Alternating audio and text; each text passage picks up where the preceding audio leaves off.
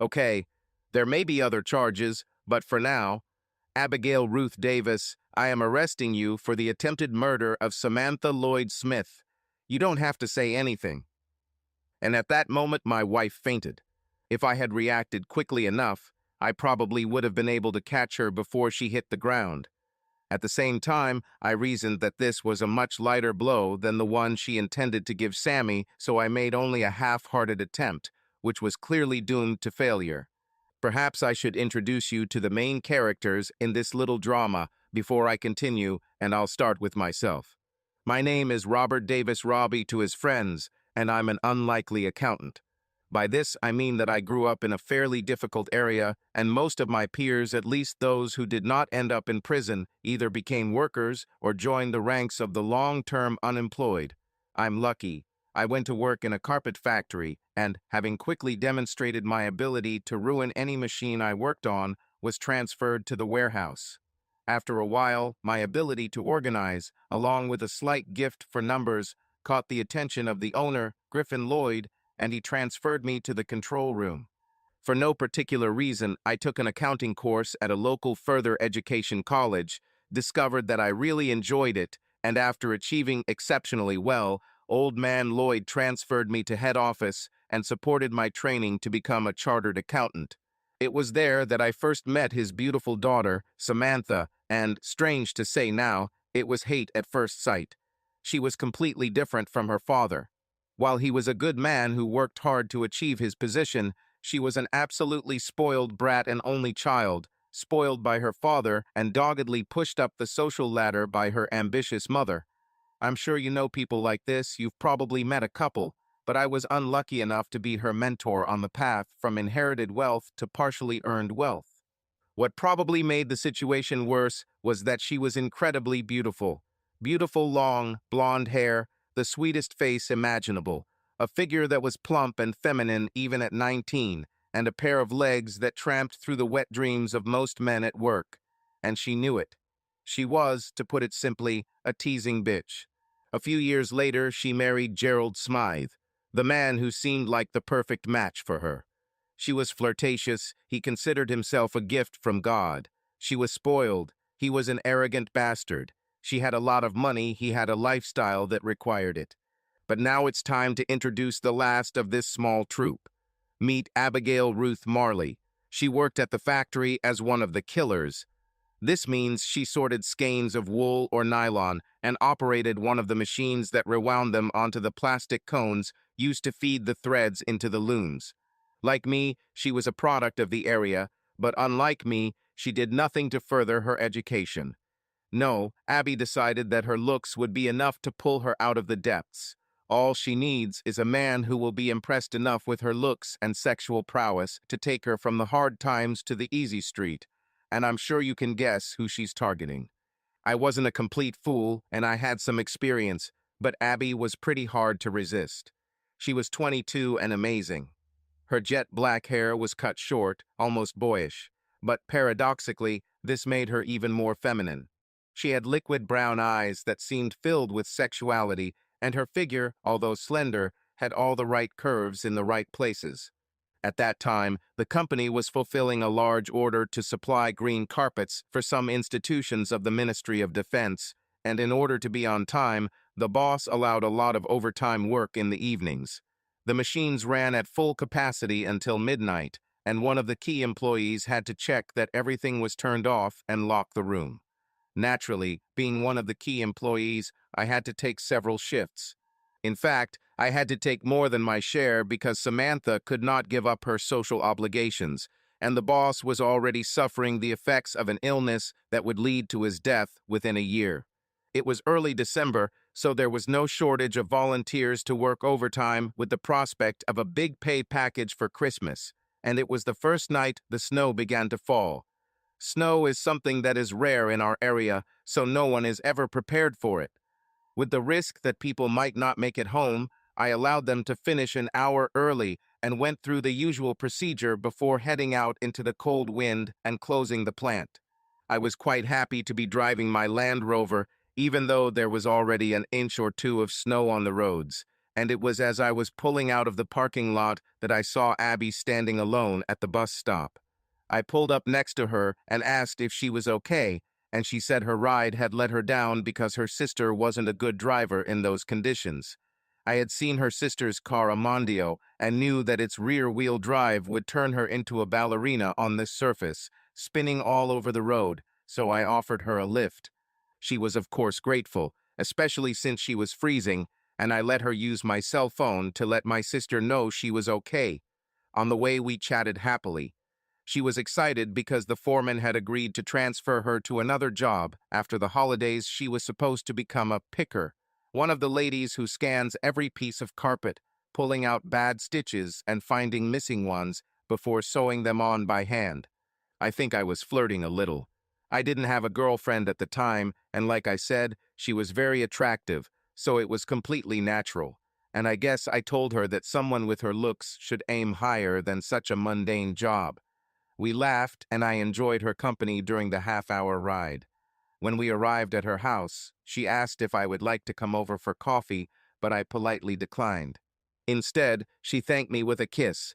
Now, there are kisses, and there are also kisses, and I swear, if my feet weren't on the ground, that kiss would have blown my shoes and socks off, and she clearly knew the effect it had. I could tell by her huge smile as she climbed out of the car and said goodbye. I don't think I slept very well that night. Over the years, I had many opportunities to have fun with some of the women working in the factory, both single and married, but I purposely avoided them. I was well aware of the complications this could cause, especially if one works in production and the other in management. So I tried to forget about it and kept my distance from her until the last day before the holidays. At lunchtime that day, the machine stopped. A full Christmas dinner was served in the canteen, and of course, most of the staff brought refreshments with them. The mood was great because everyone received their salaries increased due to overtime, with a bonus for completing the contract ahead of schedule, and with the traditional holiday pay and bonus. There was a bit of concern because Griffin Lloyd had been hospitalized the day before, and I think everyone was worried. Not only was the old man a well-liked employer who treated his employees fairly, but there was concern about who would take over if something happened to him. The other directors were his wife, who had been to the factory no more than a dozen times, Samantha, who, it must be admitted, was much less arrogant than before. Her husband, who had not changed at all, except that he had decided that he was now a captain of industry with ideas for revolutionizing production, and me, the chief accountant of the company. In addition to us, there were 3 other minority shareholders who showed up at board meetings only for the free drinks and buffet. No wonder they were worried. However, the party was soon in full swing. The tables were eventually pushed aside, the music started with Ghetto Blaster, and people relaxed and danced. As usual, I was dragged into this. At my age, plus still being single and making a good living, I think I was considered an eligible bachelor, and some women were clearly interested. They didn't have a chance because Abby was targeting me, and the only dances I didn't have with her were with Sammy.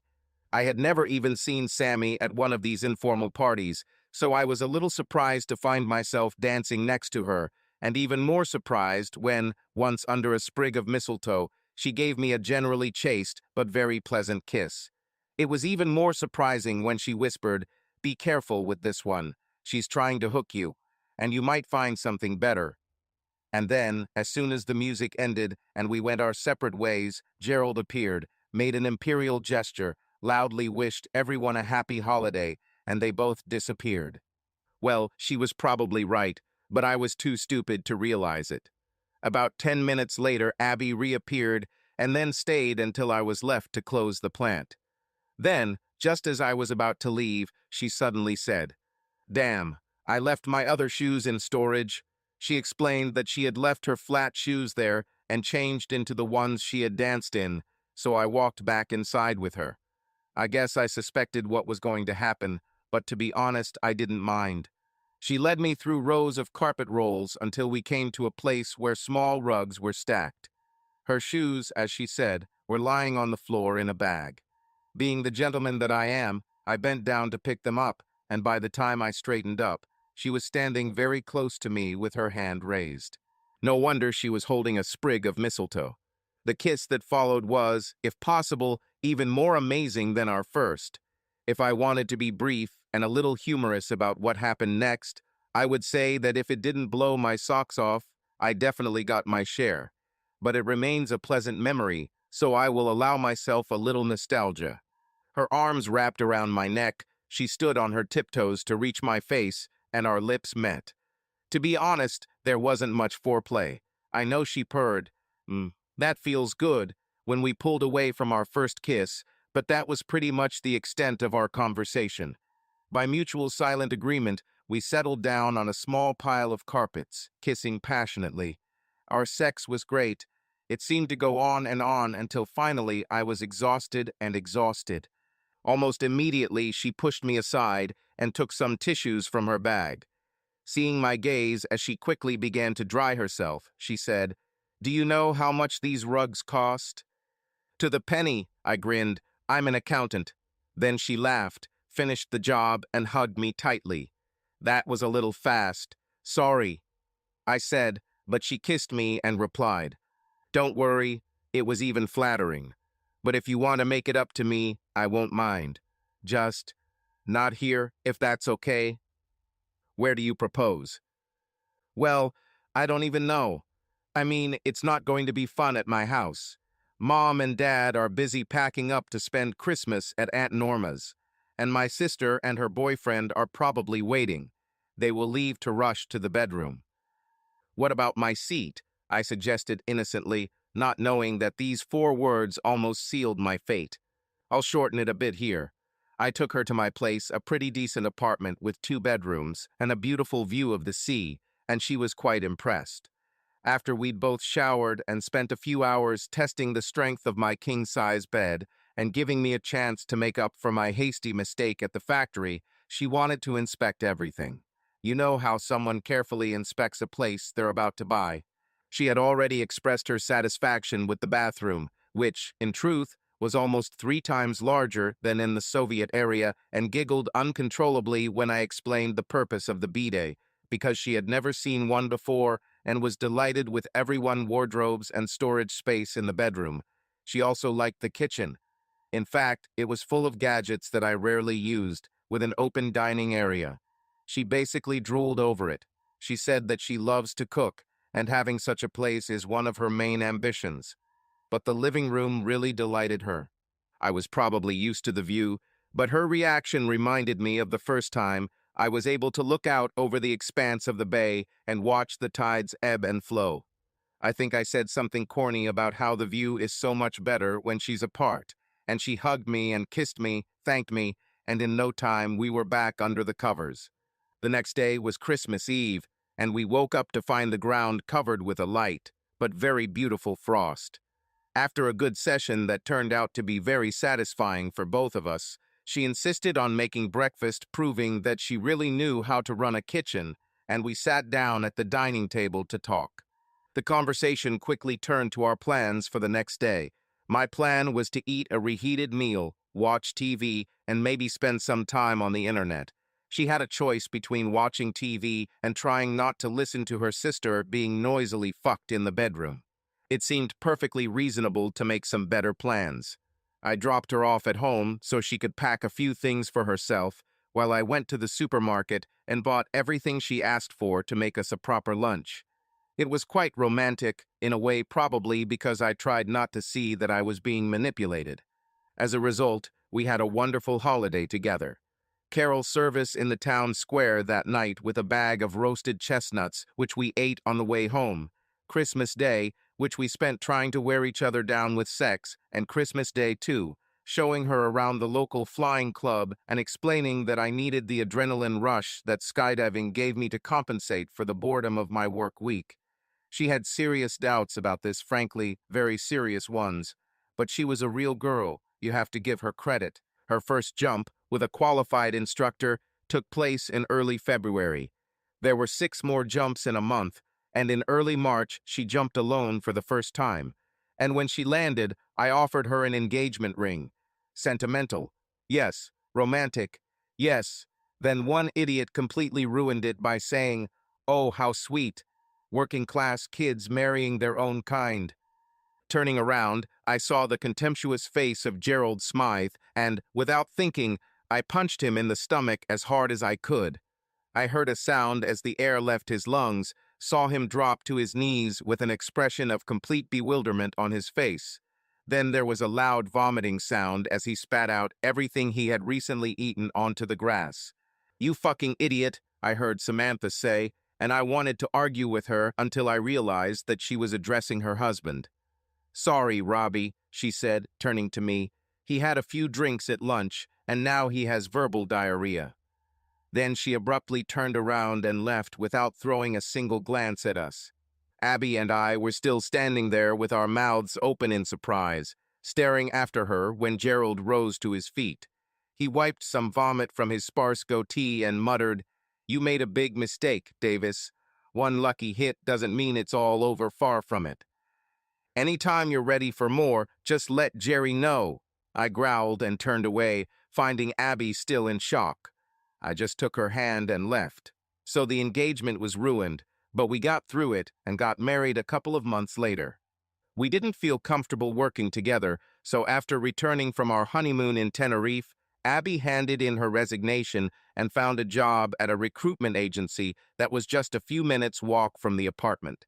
Even though she never took education seriously, she was smart enough to adapt to the office environment, and I think she was mainly hired because she was a very nice decoration at the front desk.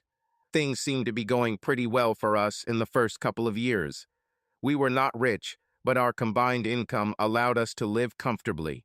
My beautiful young wife turned out to be a good housewife and an excellent cook, as well as amazingly inventive in bed. I mean, I knew she had a certain history she never denied that she had experienced before us, but so did I, so I had nothing to complain about. When we were both fully equipped for skydiving, we only had to pay for the jumps themselves plus periodic equipment replacements and upgrades, of course, and we lived very comfortably, although Abby had a passion for new clothes that sometimes threatened to get out of control. We even sometimes quarreled about this, and although I mostly gave in to her, there were times when I had to insist on my own. Things have gotten a little tense at work since the death of Griffin Lloyd. Gerald tried to demonstrate his influence, but as I knew, he only had a nominal number of shares in the business. The vast majority belonged to Samantha. Fortunately, everything cleared up quickly. We were at a board meeting, and he tried to fire me. It was Samantha who put him in his place. "Before anyone even thinks about supporting this," she said, "I will say that Robbie taught me everything I know about this business, and, honestly, I think he's the only one who really knows how everything works. So vote if you want, but as chairman and majority shareholder, I can promise that I will veto." There was deathly silence as they stared at each other for a few seconds, and then Gerald retreated. We all knew that Sammy was his breadwinner. He had managed to squander the inheritance his parents left him, and she kept him on a tight leash. I knew he wanted to get rid of me because I was vigilant enough to not let him stick his fingers into the company's financial resources. They stayed after the others had left, apparently to talk, but I remembered that I had left my notes and was about to go back for them when I heard Gerald's voice. "You've always had a thing for that damn Davis, haven't you? And I know exactly what part of your body has a thing for him. What else did he teach you? You're like a bitch in heat when he's around." I stopped listening at that point because I didn't want to hear anymore. I quietly walked away and returned to the office, not quite understanding what I had heard. Like I said, Samantha and I didn't get along very well when we first started working together. I thought she was reckless, and she probably thought I was boring. In fact, because of my past, I believed that she considered me too simple for her taste, and all her teasing and flirting was just a way to torment me. Was I wrong? Well, it was too late for regrets. Not that I had any, of course, because everything was still very good in my marriage, even if hers didn't seem happy. I loved her, and she was still absolutely gorgeous. That was all, but it certainly gave me something to think about. That evening, I told Abby about the board meeting, but I was glad I didn't get to tell her what Gerald said because Abby suddenly interrupted me. "Beware of that arrogant bitch. I always knew she had a thing for you. She'd love to get her claws into you, and if she ever succeeds, I'll not only claw her eyes out, I'll rip your household off your back. So, you're definitely not in favor of a threesome, huh? I asked. For a moment, I thought she was going to kill me. Then she saw the look on my face and burst out laughing and called me a pig and a bastard and many other things that I can't remember now. So, as you can see, things were going pretty well for me at that point. I had a decent, if a bit boring, job that was fairly well paid and stable. I had a beautiful and loving wife, plus, according to what I heard, a rich and beautiful lady who lusted after me. And I had the means to indulge myself and my partner in a hobby that gave me a real rush. I don't know exactly when things started going wrong. It probably took quite a long time before I realized what was happening, but it definitely started going wrong. The first sign that something was wrong came when Abby suddenly lost interest in skydiving. I don't say gradually, I mean it was as sudden as turning off a light. We've had a string of very good weather this summer and have had many opportunities to jump out of planes, fly, and plummet toward the ground at about 120 miles per hour. Okay, I know this sounds dangerous, and there are between 50 and 70 deaths reported every year. Most people believe that equipment failure is common, but this is not true. Most accidents are caused by simple mistakes and oversights. For those fully trained, the average mortality rate is 1 in 100,000 jumps. Compare this to driving your car, for example. If you drive 10,000 miles a year, your chance of dying in a car accident in any given year is about 1 in 6,000. Abby knew all this, we had discussed it many times, but she began to insist that for some completely unknown reason the risk of accidents and deaths was much higher for women than for men, so she stopped. Her last jump was a tandem jump we did together on her 24th birthday, just a couple of months after our first anniversary. For the first couple of weeks after this, she came to watch, but then she said that watching was even more nerve-wracking than doing it, and left me alone. Of course, I was quite ready to give it up, but she insisted that she wanted me to continue as long as I liked it. Surprisingly, the second week she came to watch, Samantha was also alone. Apparently, Gerald had injured his back in a fall from his horse and would have a long, slow recovery before he could put his parachute back on, but Abby didn't seem too concerned that Samantha and I were both alone. It so happened that I continued my hobby, and Samantha became my usual companion, not my wife. Now don't think anything bad. By then, Samantha and I were getting along great. She had changed beyond recognition from the arrogant snob I first met, and in addition to becoming a pretty good businesswoman, she was a good person to have fun with. We laughed a lot and got along well, but that was all. Did I like her? Still would. Did she like me?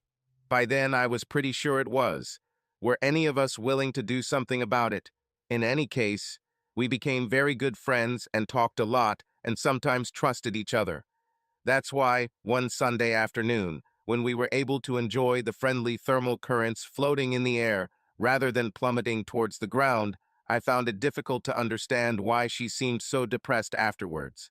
We sat in a small club, drinking cold drinks, and I tried to figure out what was wrong with her. At first, she denied that anything had happened, but after some gentle insisting and a lot of patience, she finally said, "Okay then, what would you do, Robbie, if you thought your partner was cheating on you?" "What do you mean?" "I don't know. I really don't know," she insisted, "but I think Gerald might have an affair." "Oh my God, really?" I answered, surprised and not at all sure I wanted to explore this further. "Yeah, really," she replied with a tight smile, and then, "Listen, Robbie, I don't want to be a burden or anything, but I need to talk to someone I can trust." Uh, well, there aren't many people I can think of right now." "Oh, sure." "No, I'm serious. Everyone at work is a little intimidated by who and what I am. And in recent years, I've become increasingly disillusioned with our so-called social circle. I think many women in my place would turn to their mothers, but, well, let's not go there." This made me grin. Her mother never worried about anything more than her position in society. My understanding is that she insisted on bringing Samantha and Gerald together because he came from the right family, a family who had old money to give respectability to their newly acquired wealth. In fact, I was nervous that the old hag would get a majority stake after her husband died, because she and I had had some nasty run-ins in the past. So I simply nodded in understanding. You're one of the few people who always treated me the way I deserved, Robbie. No, don't deny it. When I acted like a bitch in the office, you were always willing to treat me like one and put me in my place. Although you did it gently, you were also ready to praise me on rare occasions when I deserved it. You may be quiet, Robbie, but you don't take any bullshit from anyone, and you solve problems your own way. You don't run to other people, and I know for a fact that you're not interested in gossip and scandals. There are a lot of other things, Robbie, and the fact is, I've come to the conclusion that I can trust you. You're probably the only one, to be honest. Wow, I'm flattered, I said, perhaps sounding a little cocky, but when I realized her eyes were shining with unshed tears, I continued, Listen, I'm your friend, Sammy. I wouldn't have said that when I first met you. I was a pain back then. But you've changed a lot since then. Honestly, a lot. If there's anything I can do to help you, well, I finished uncertainly. I need you to promise that you won't tell anyone what I'm about to say, Robbie. Can you do that? I started to nod, but she added, even to Abby, and I had to think about it. I don't like keeping secrets, but since it didn't involve her directly, I figured there wouldn't be anything wrong with it. Finally, I agreed and gave her my word that it would remain a secret. Even when no one was around, she spoke quietly, beginning. You probably know that things aren't as they should be between me and Gerald. And since you're no fool, you probably realize that we haven't been happy together for a while. Well, maybe I'm a fool, but it just didn't occur to me. I hated the man. I thought he was a poser, a slacker, and a complete moron, but I don't usually look at other couples to see if they're happy or not. I never considered it my business, so I kept quiet and let her continue. The thing is, everything was fine in the beginning. I mean, it seemed like we were equals. My dad was never sure about Gerald, but my mom thought he was perfect. She said, at least you can be sure he's not just after your money. But she was wrong, Robbie. I soon found out that he was almost penniless when we got married. But, well, you know how it is. He made up a story about bad investments, about how he was deceived by dishonest partners. Oh, about everything. Of course, I still loved him and was probably a little naive. I swallowed it all. Line and sinker. It didn't take Dad long to figure him out. He gave him tasks that didn't require much effort, ones that he couldn't ruin, and he paid him much more than it was worth, but he made me promise that I wouldn't let him waste what Dad had earned so hard. Before the end of our first year together, I learned that he was entertaining. There was one of the secretaries at the law firm who he was entertaining when he said he was entertaining clients. Remember when you questioned his spending?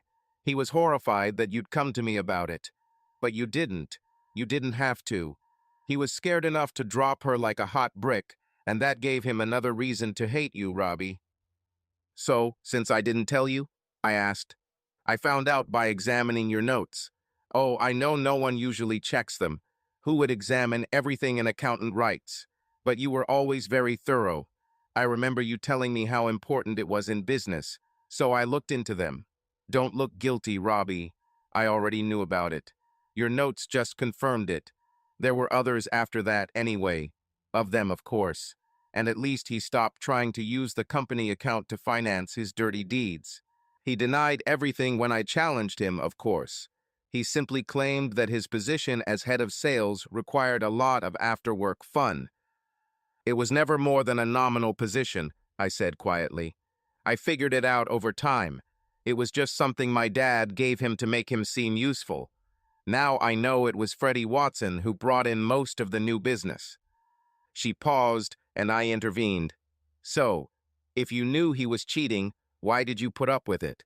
And why did you suddenly decide? I put up with it, she almost whispered, partly because I couldn't deal with the conflict it would cause with my mother, but also because I didn't want to share his bed anymore. We had a big fight, because he has some very weird. Well, I won't go into it. Suffice to say it was a huge fight, and it ended with us basically sleeping in separate rooms. As for your second question, all of his previous affairs were short-term ones that clearly didn't mean much to him, mostly with friends' wives. I think he got some kind of pleasure out of it. I think it fed his superiority complex or something like that. Or maybe he was just trying to hide his inferiority by recording a lot of victories. Either way, it was pretty obvious that they didn't mean much to him. But what he's doing now seems much more serious. How can you say that? I asked. It all started when he started spending a lot of time on the computer.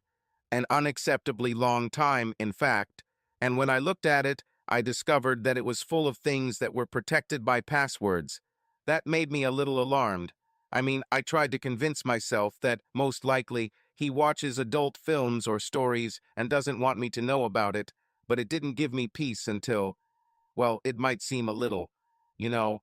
But I asked an old school friend who is a bit of a genius at these things to help me hack it. Of course, I didn't tell her the truth about what it was. I just said that it belongs to someone who I suspect of passing on confidential information about our contract proposals to a competitor.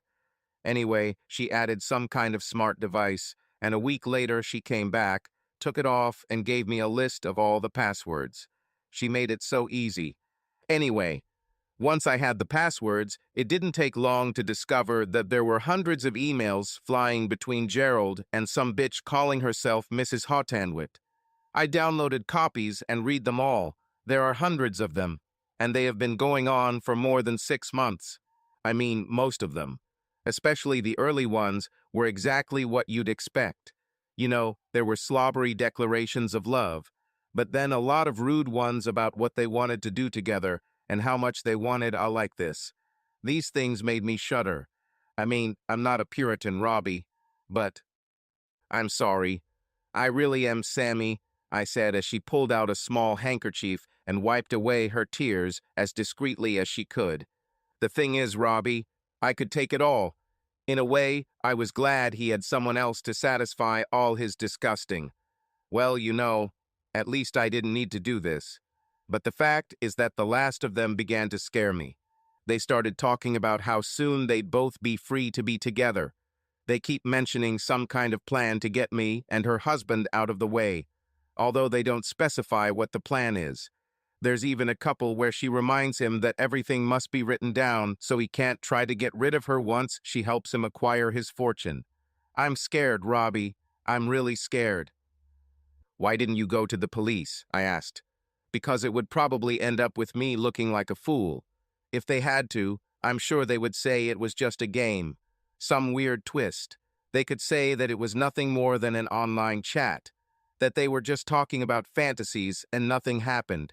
And anyway, there's no direct threat to me, is there? When do you really think about it? And you don't know who this woman is? No, I have no idea. At first, I thought it might be one of the girls on our fundraising committee for the local hospice. I know Gerald likes her, but I ruled her out when I saw one of her reports. Whoever Mrs. Hottanwood is, she almost always confuses E and I when writing words like relief and never capitalizes, I think. It was at this point that some of the other members joined us, fresh from their adrenaline rush and ready to talk for hours about the joys of flying through the sky, so we had to adjourn the discussion. I eventually had to leave, and I just said take care to all of them, but Sammy knew that I was really talking to her. I was lost in thought as I drove home, and honestly, if I hadn't given my word to Samantha, I'm not sure if I would have told Abby about it. Besides, perhaps this would not have happened anyway, because at that time Abby and I were going through some kind of difficult period in our relationship. After our first few months together, I discovered two things about Abby that I didn't really like. First, she couldn't stop herself from flirting with other men. It wasn't a big problem, she just attracted them without putting any effort into it, and as soon as she looked at them with her languid brown eyes, they turned into puppies asking for affection. I guess I couldn't blame her for enjoying the attention, especially if the man was good-looking, and she never crossed the line. By this, I mean that she was always quick to introduce me as her husband, and made sure I was fully included in any subsequent conversation. But I often felt uncomfortable with the way they looked at her, and then at me, with an expression on their face that said, "It's a shame you're not here, mate." We discussed it several times, but she always said the same thing. "It doesn't mean anything. He was just flirting with me. I didn't invite him. Do you want me to be rude to him? You don't like it when other men find me attractive. I don't show my breasts, and my skirt is a decent length." And if I still wasn't happy, she'd add, "Damn it, Robbie, do you want me to wear a damn burqa when we go out?" So I endured it as best I could. I was still unhappy. I made it clear that I didn't like it, and she became more reserved. Everything settled down for a week or two, but one day it came out again when my car was being serviced and she came to pick me up at work. If I had been in my office, I would not have seen her arrive and park at the employee entrance. But I was in Freddie Watson's office, discussing a large contract he was trying to secure in Belgium and trying to find a way to reduce transport costs. Luckily, his back was to the window, so I was the only one who saw her get out of her little Mazda MX-5 and be greeted by 3 guys she used to work with. Okay, it's one thing to greet old colleagues with a smile, or even, at most, a light kiss on the cheek, but they've gone much further than that. They each took turns receiving a huge, lingering kiss on the lips from her. While they held her tightly, one of them even rubbed himself against her. I finished my business with Freddie as quickly as possible and hurried to the main entrance, just as she pulled up and parked in my reserved spot. I don't make hasty decisions, which is probably the reason why I'm one of the few people from that area who made it to adulthood without getting into trouble. So I accepted her kiss on the cheek as I got into the car and silently thought about this on the way home. I asked her casually if she had just arrived, and when she said yes, I knew what I had to do. She was stunned and completely speechless when I told her what I had seen. Of course, she tried to say that they were just old friends and so on, but I lost my temper the first time she saw me like this. "I don't care who they are or who they are," I shouted. "I don't even care that they probably had you long before I started. If I ever see you act like that with any man again, you will walk out that door and go back to your parents before you can get your tongue out of his mouth, okay?" There were a lot of tears before bed that night, but I let her know that I meant every word I said. And then there was the second thing.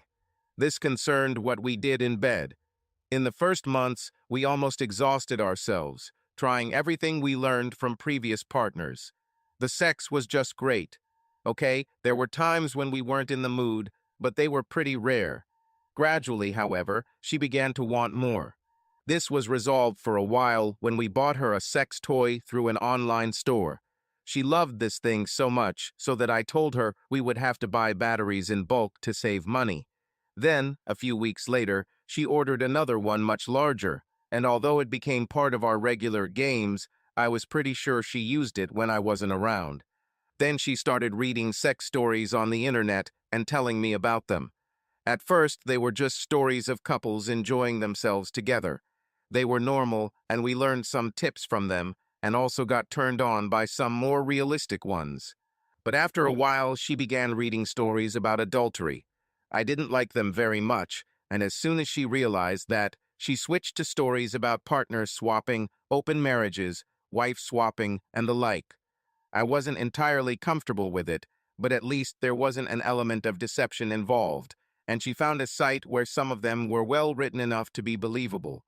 Of course, I asked her if such stories turned her on, and after several denials, she finally admitted that she used some of them as fantasies when we were together. Although this may seem strange to some, it didn't bother me too much because, frankly, I've done the same thing before. The problem was that she began to perceive my acceptance the wrong way. The questions began to sound more and more insistent. Would I really be turned on by watching her with someone else, or would I want to engage in an exchange with another couple? She pretended that she was just following me and not trying to lead me to this. But when she pushed it too hard one night, and I told her that if it was making her think like that, then maybe it was best to stop reading those stories, she seemed to finally understand that I was just not that kind of person, and then she started buying toys. This was, she explained, because she wanted to make sure that we never got tired of each other. She wanted to be demure at work, perfect in the kitchen, and so slutty in the bedroom that I would never want to have an affair. Well, I couldn't argue with that, except to insist that I was quite happy with the way things were, and for several weeks I couldn't be sure what would arrive in the mail every day. Of course, there were the skimpiest and sexiest pieces of lingerie she could find. All sorts of weird and wonderful sex toys followed. Trying to please and not seem too conservative, I did my best to comply with her request, but my heart was never in it. I either did it too softly or too hard because I really didn't like it, but I have to admit that she seemed to like it. Apparently, she had read some stories about hardcore sex, which turned her on a lot. She told me about it one Friday night, but I pretended I needed to sleep. On Saturday, however, when I returned home from the skydiving club, I heard her calling me from the bedroom. This seemed like good news because I was having a great day, and the thought of fun in the bedroom was definitely appealing to me until I got to the bedroom. She wore a leather corset with black fishnet stockings that disappeared into high-heeled boots. There was nothing wrong with that, of course. In fact, she looked incredibly sexy. But she had a whip in one hand, and in the other she was holding a pair of handcuffs with some kind of fur covering. "Come on, mister," she growled. "I'm going to chain you to the bed and give you an unforgettable pleasure." "No," I said. There seemed to be nothing more to say. I said this gently because she had obviously put a lot of effort into arranging everything, but God knows where she got the idea that I would go for it. "I'm not asking you. I'm ordering you. Now take off your clothes," she growled, throwing the handcuffs onto the bed and tapping her hand on the whip, trying to look dominant and threatening. I just looked at her for a few moments and then said I needed something to eat, and if she didn't have anything ready, I would order something. For a moment, she just looked at me as if she couldn't believe I was rejecting her. Then her eyes widened in anger, her breathing became fast and ragged, and she began screaming at me hysterically. Suddenly, it turned out that I was a control freak who wanted to ruin all her fun. I was too bored to try anything new or different. I was insensitive and boring. I just wasn't ready to share my lustful fantasies with anyone, and then I quietly turned away, told her to dress like a human, and went downstairs to order pizza. I didn't see her until the end of the evening, and nothing was decided in the months that followed. A couple of times I tried to talk about it to tell her that I just didn't like the thought of being tied up or tying her up, for that matter, and I didn't like giving or receiving pain at all. "You don't want to try anything," she complained, and "how will you know what you won't like if you don't even try these things?" Is it my fault that I didn't want to make my fantasies come true? These discussions always ended the same way. She would lay back and tell me to take what I wanted, because she didn't have to worry about her needs. Then I would say something like, "maybe another time," and turn over and fall asleep. This went on for several months off and on, because in between these moments we had passionate encounters. But I never knew what her mood would be the next day. I was beginning to think that if things didn't change for the better in the near future, it would be better for both of us if we brought the curtain down on our marriage. As much as I wanted it, and as much as I convinced myself that there was still a lot of love left between us, I knew that this couldn't go on forever. So it was unlikely that I would go home and discuss Samantha's problem with Abby that day, and the more I thought about it, the more I became convinced that there was no point in waiting, and that the best thing to do would be to get her to call the police and at least document her concerns. When I arrived home Sunday evening, Abby was gone. I vaguely remembered that she said that she could stop by to see her mother, so her absence did not surprise me. As usual, I found ready-made food in the freezer and put it in the microwave. After that, I called her on her mobile and found out that she was drinking at the Forrester pub with her sister. It was quiet, although I could hear her sister's loud voice in the background. She said she would be home in a couple of hours, and after I warned her not to drive, she promised she would call me to come and pick her up. Not knowing what else to do, I decided to go online for a while and find out all the sports results of the day. I used Abby's laptop because mine was still in the car. I downloaded it, found the information I needed, and when I was done, started looking through the various folders. There was one labeled Miscellaneous, and when I opened it, there were hundreds of icons and almost as many subfolders. Because I'd opened it before, I knew it contained all sorts of stuff, from old photographs to stories she'd tried to write herself, but usually left halfway through the page. It was also a place where she downloaded some of the stories she liked from a sex site, one of her favorite sites, and knowing this, I started using it to see what she was reading, to anticipate what she might start further. The newest one clearly showed that she had been reading stories about hardcore sex for a while, as well as a lot of loving wives stories, which, when I checked them, turned out to be mostly about cheating wives and cuckolds. I sighed, thinking that this was not helping her understand our problems. Then I looked at one that seemed completely out of place in this folder. It was called System Information, so I clicked on it and found a subfolder labeled Do Not Change, which led to another and another folder until I finally came to one with a warning that opening it could damage the computer. Anyone with any common sense knew that such a warning was nonsense, and so it turned out to be. 3 subfolders later, I reached the link to the email icon and, without hesitation, clicked on it. It didn't surprise me at all that it was password protected. I looked at it for a few moments, and then, almost as if it was completely natural, I typed Mrs. and wet, and it opened. Sammy said there were no capitalizations, and there were misspellings in words with IE, both mistakes Abby was prone to, and that was exactly what I found. It took me quite a long time to do what I thought was the best, although I barely glanced at the lewd photographs that she sometimes persuaded me to take, or that she took herself, and without stopping to read anything, I barely managed to finish his task and delete all traces of his presence on the computer before turning it off when the phone rang. With a deep sigh, I got into the car and drove to the pub to pick her up. His name was Joe. He worked in a factory and was 28 years old. This was, I think, only his 7th solo jump, and he screamed like a banshee until he hit the ground. Then there was the most complete silence I had ever heard in my life, as everyone stood looking in shock at the spot where he fell with a thud that we all swore we actually heard. The first to move were the ambulance crew, who were always present at our meetings. In the past, they've had to treat a few ankle injuries from awkward landings and a couple of cuts and bruises, but they, like everyone else, had never seen anything like it, and they rushed to the scene with the blue lights flashing on their car, which were useless. My first thought was to hope that the fall had killed him instantly. The only possible alternative was that he would remain in a terrible condition for the rest of his life. I saw him fall. I don't usually pay attention to this, but he was one of Abby's friends, one of those she managed to persuade to come. I think she even egged them on to provide more lively company during the dull afternoon hours, so I could clearly see what had happened. One of the things skydivers fear most, perhaps more than anything else, is a malfunction known as a horseshoe. Without getting too technical, this occurs when the parachute actually deploys, but is still attached to the skydiver by lines and at least one other point. This prevents the canopy from opening completely, and the canopy and lines end up in a horseshoe shape. This most commonly occurs when the parachute pack's locking pin comes out of the locking loop, allowing the release bag to separate from the container. Usually in this situation, you can simply release the main parachute and use the reserve, as you would for any other high-speed malfunction.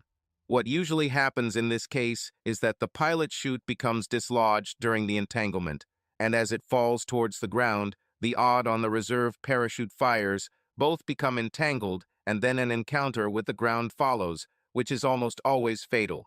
This is not a very common occurrence, and the correct procedure for fixing this problem can be practiced on the ground. But on the ground, it is not at all the same as plummeting towards it. Who can say whether the practice will be remembered in a moment of blind panic? An hour earlier, Joe had been chatting with Samantha and I in the equipment room, showing respect bordering on reverence for her and barely hiding his contempt for me. I fully understood why he felt this way, but as I watched the ambulance rush towards his motionless body, I wasn't going to bother. Either way, I already had my hands full trying to console Sammy. Her head almost tried to pierce my sternum and bury itself in my chest as she sobbed and trembled, helpless and only slightly restrained from hysterics. I couldn't blame her. Watching someone fall like that is bad enough for anyone, but it must be much worse for someone who lent them their parachute. It could have been me, Robbie. I heard her weak voice between sobs. It could have been. SHH it quote SOK, I replied as comfortingly as possible, wrapping my left arm around her shoulders and gently stroking her beautiful blonde hair with my right hand, and I felt every tremble of her beautiful body as she pressed herself so helpless against me, trying to find solace in our embrace.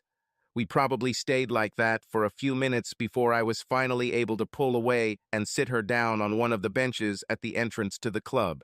She was sobbing. It's all my fault. I shouldn't have. But then a new, even stronger stream of tears drowned out the rest of her thoughts. I was about to sit down and rid her of any such thoughts when, out of the corner of my eye, I saw Mark Haley approaching. In fact, it was Detective Sergeant Mark Haley, to give his full rank, and he was a very welcome guest. Like me, Mark was one of the few people from our old neighborhood who hadn't gone over to the dark side, and like me, he was on the committee of the Parachute Club. Although he was much older, probably in his late 40s, he was a really nice guy, and I always got along well with him. "Who was it, Robbie?" he asked without preamble. "The schedule said it was you and Sammy. How is that possible?" "We switched with Joe and Donald. We changed it in the manifest," I explained. "Don is using my parachute. Joe took Sammy's parachute. But there is something much more important, Mark." He just raised his eyebrows slightly, and I continued, "I don't think it was an accident. I have every reason to believe that this may have been intentional, and this needs to be investigated. You need your guys to come here to collect evidence or something." "They're on their way," he assured me. "Am I correct in understanding that you know something I don't?" "We both know," I said, nodding in Sammy's direction, "but I think you'd better talk to me for now.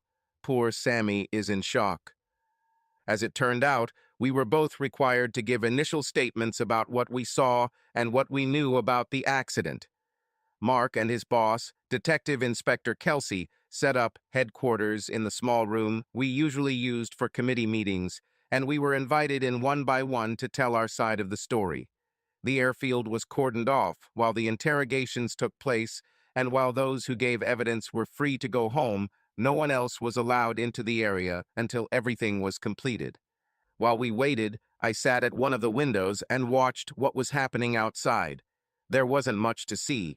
A few people in CSI hazmat suits were bustling around where Joe had landed, while another group was inspecting the finished SMG-92 set, the plane that had taken him on what was likely his final journey. This was still in doubt, as word quickly spread that he was still alive, albeit barely. This probably came from the way the ambulance left the scene with sirens and lights flashing, but I suspected it was only because the St. John people were as shocked as everyone else. Samantha was on the other side of the room from me, being consoled by a policewoman, and I couldn't tell if she was asleep or not because she barely moved. Mark organized everything very well. The first ones were called by those who really didn't see what happened, and they were dealt with quite quickly. Then came those who were outside and watched the figure screaming and waving its arms in horror as it fell to the ground, and finally the pilot of the plane. After him, Samantha was taken to the room by her companion. I knew she would be there longer than the others, so I made myself comfortable and waited. When I was younger, I smoked not heavily. I never smoked more than 10 cigarettes a day, and it wasn't hard for me to break the habit. But sitting there, all alone, except for a uniformed constable sitting on a chair near the exit, I felt the first urge to smoke in many years. We were told to turn off our phones, so I couldn't contact anyone in the outside world. I imagined that the news had already spread, and I could only imagine what thoughts might be troubling the minds of the friends and relatives of all those scheduled to jump that day. Finally, after almost an hour, Samantha came out. She was pale and trembling, and it seemed that without the support of the police, she would hardly be able to stand, let alone walk. The policewoman looked at me and asked, "Mr. Davis?" I nodded, and she said, "You can come in now." When I stood up, Samantha looked at me with red eyes from crying and said, "I'm not going home, Robbie. I'll be staying at the hotel for a while. Call me when you're free, okay? Please." I could only nod. Seeing her in this state made me feel terrible, and I was afraid that I would choke if I tried to say anything. I walked into the committee meeting room and found 3 people sitting on one of the long sides of the table. I sat down and was introduced to each of them, and it was the one named Detective Robertson who started by asking for my full name, address, date of birth, and so on. He then asked if I was an official of the club, and I said I was the treasurer. Even though they said the interview was being recorded and pointed out the equipment that was being used, he still took notes. Then it was Mark's turn. Robbie, can you tell me about your qualifications, I mean parachuting? Well, I took the instructor certification course. Oh, sorry, it's the instructor certification course, but I've only had it for a few months. I need to have it for at least a year along with my jump master qualification before I can become an instructor. I also have a master packer certificate, which allows me to do minor repairs and pack main and reserve parachutes. If you want details about all my jumps and so on, they are in my journal, of course, but I can tell you. Is everything all right, Robbie? Mark interrupted, and then Detective Inspector Kelsey, in a surprisingly soft voice, asked, So, Mr. Lloyd, does this mean you're packing parachutes? Sometimes I pack. The instructor prefers to pack his own, and all for his students, as he probably already told you. I always pack my own and the one my wife uses, and I've done this a couple of times recently for Samantha. Did you pack it for her today? Kelsey asked, looking at me with what he probably thought was a scary look. No, she brought it with her, already packed and ready to use. I'm guessing her husband did it. You'll have to ask her about it. But he is qualified to do it, and always did until he recently stopped coming. After he got injured. Listen, speaking of her husband, is it possible? We know that, Robbie, Mark assured me. Samantha told us the whole story. You don't need to worry about that at the moment. For now, we need to focus on what happened and what you actually saw. So, with just a few questions for clarification, I told them how I had arrived at the club earlier that day, and the first thing I did was check what time my call, the time to board the plane, would be. I then went through the usual process of checking the eagle height I would be jumping from, the jump path, the wind line and top air speed, and all the other necessary things. Then I saw Sammy arrive and went to meet her to share the information I had gathered, but she had something else on her mind. She said she wanted to have a long talk with me about a personal matter. What personal matter were we talking about? Detective Inspector Kelsey interrupted. Well, I can't be sure. I mean, we didn't really have a lot of privacy until, well, you know, but I'm pretty sure I know what it was about. For some reason, they didn't go into it further and asked me to pick up where I left off. There wasn't really much to add.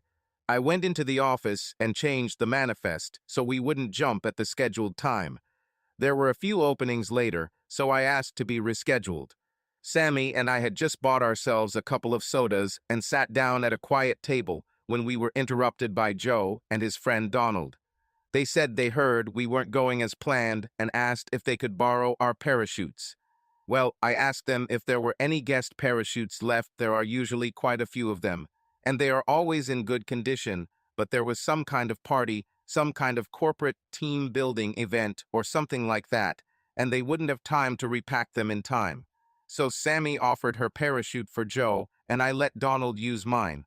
I knew we would have plenty of time to repack them before our call. Can you explain why Joe wasn't attached to the, what's it called, static line? Kelsey asked. He was a Category 3, I explained. He was allowed to pull the cord himself. But I know he shouldn't have waited that long. You'd have to be a Category 4 to wait 10 seconds before doing that. Honestly, and without wanting to sound bad or anything, I think he was a bit of a sky god from what I heard. Basically, a bit of a braggart, Mark said as Kelsey raised his eyebrows. Someone who tries to do more than he's actually skilled enough to do. There were a few more questions about what I actually saw, which was probably no more than anyone else's, but then the questions suddenly changed direction. How well do you know Joseph Carpenter, Mr. Davis? Kelsey asked me, and I noticed that he asked it in the present tense, so I answered. Well, he works at a carpet factory, so I know him on a conversational level. I can't say I know him very well. He's only been there for a couple of years or so, and I spend most of my time in the office these days. So you're his boss? I guess yes, in some way, but not directly. Each department has its own bosses, and there is a senior foreman in the workshop. I'm just part of the management team. There was silence as the detective caught up on his notes. Then I saw a look pass between Mark and Kelsey, as if they were talking without words, until the senior officer finally took a deep breath and, looking me straight in the eyes, asked, "Did you know, Mr. Davis, that Joseph Carpenter was having an affair with your wife?" For a moment, I just stared at him, and I'm sure he saw the shock on my face until I, in traditional English fashion, finally managed to say, "Excuse me, what did you say?" He was the first to break eye contact and looked a little embarrassed as he looked at his notes and said, "According to some people, they dated before your wedding and after it. Apparently that ended earlier this year. Were you aware of this?" I didn't know what to say, and I'm sure my reaction showed the storm of emotions raging inside me. Confusion, pain, disbelief all showed on the faces of the other men in the room before I closed my eyes and let my chin drop to my chest. As I slowly opened them again, I saw a bottle of water being pushed towards me and heard Mark's voice saying, "Sorry, Robbie, if you didn't know, that's a terrible way to find out." But who? How? I can't believe it. I knew they were friends. But don't worry, Robbie, Mark reassured. I'm surprised you didn't know, to be honest. I'm not saying it was common knowledge, but apparently he bragged about it to his colleagues. He said his job would always be safe because, well, no, don't stop there. Tell me why? Well, according to him, you knew about it, but, well, you didn't care because he could meet her needs in a way that you couldn't. This is absurd. I practically exploded and stood up so quickly that my chair fell with a crash. It can't be that. "Please sit down, Mr. Davis," Kelsey said firmly, and the young detective walked over to the table and pulled up a chair for me. I didn't just sit down, I more or less fell on top of him. They started asking me how well I knew Abby before we got married, and honestly, I couldn't say much. I knew she had some reputation, but I wasn't really interested in it. What happened in the past did not interest me, and we never talked about it. When we were together, it didn't matter. Strange as one might think, I did not doubt the veracity of what they told me, although I tried to assume that such boasts meant nothing. But I saw the slightly pitiful looks on their faces, and in the end, I fell silent. "You understand, I hope," said the inspector, "that we have good reasons for asking you these questions, Mr. Davis. The fact is that someone who was your wife's lover until recently has just fallen to the ground from a height of approximately 1,200 meters. Thanks, perhaps, to a malfunction of the parachute that belonged to your very good friend." This time, I'm sure the color actually drained from my face when I realized what he was hinting at. "I didn't pack it," I reminded them, "and before you ask, I haven't touched it since Sammy got here either. He was with her all the time." "Did she take it with her when she went to the ladies' room, Mr. Davis?" But, but I didn't do it," I insisted. I wouldn't do that. Oh, for God's sake. This is stupid. There were other people there. They would have seen. She was only gone for a minute or two." "It's okay, Robbie," Mark said as my voice began to rise. "We're not trying to accuse you of anything. Please understand that we must ask these questions. Perhaps you would like to explain why you thought it was not an accident." So I told them, as best I could, everything Samantha had told me about the emails she had seen. I told them that I strongly recommended that she contact the police about this matter, but I did not know if she followed my advice. I explained how the company's finances were organized, the fact that Gerald only had a salary to manage, and that if he and Samantha split up, he would likely be out of work, and without particularly meaningful experience on his resume, he would have a hard time finding a decent job. "What would his position be if Mrs. Lloyd Smith were involved in this incident today?" asked the inspector. "I can't be sure," I answered cautiously. Why not? Well, I mean, I don't know if Sammy made a will or anything. Let's assume not. In that case, I replied after a few seconds of reflection, he would probably be a very rich man. Besides the factory, there are 3 retail carpet stores under a different name that are doing very well, plus a lot of solid investments that her father made. I imagine all of this would have passed on to him. They asked me how much it would all cost, and after I gave them a fairly conservative estimate, their eyebrows almost disappeared into their hair.